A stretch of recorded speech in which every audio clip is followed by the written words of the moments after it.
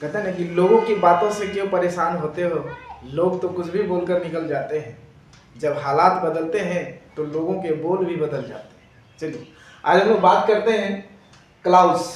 Class 10th में important है, अब एग्जाम का टाइम चल रहा है तो क्लास 10th के बच्चों के लिए बहुत ही इंपॉर्टेंट है। क्लाउस से क्वेश्चंस पूछते हैं, है ना। तो सबसे पहले देखते हैं क्लाउस होता क्या है।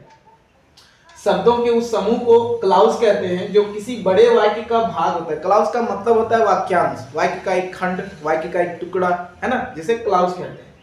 शब्दों के उस समूह को कहते हैं जो किसी बड़े वाक्य का भाग हो तथा जिसका अपना एक सब्जेक्ट और फिनाइट वर्ब हो। फिनाइट वर्ब का मान करने का मतलब वर्ब दो प्रकार के, एक होते हैं फिनाइट और दूसरा नॉन फिनाइट।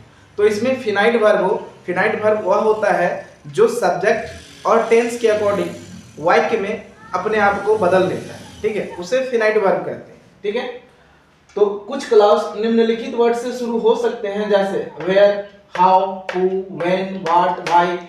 इन सभी वर्ड से कुछ क्लाउस जो होते हैं वो शुरू होते हैं। तो इन्हीं शब्दों को क्या करना है, हमें भरना है, fill in the blanks. Fill in the blanks में देखते हैं विद सुटेबल वर्ड्स कि कुछ इसी वर्ड्स को से क्या करना है, हमें इन वाक्यों को पूरे करने हैं। तो देखते हैं कि क्या क्या है। Tell me dash the plans failed, है ना, कि बताओ कि कब प्लान मेरा फेल हो जाएगा, है ना। प्लान फेल हो गया कैसे, बताओ मुझे कि मेरा प्लान कैसे फेल हो गया, है ना, असफल क्यों हो गया। तो कैसे के लिए क्या लिखते हैं, हाउ, है ना। Tell me how the plans failed, है ना।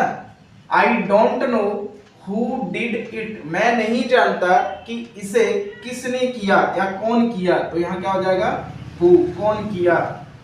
आई know dash to cook food, मैं जानता हूं कि खाना कैसे बनता है। तो कैसे के लिए क्या लिखेंगे, हाउ, है ना।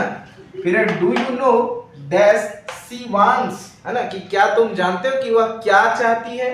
तो क्या के लिए क्या लगाएंगे, व्हाट, ठीक है।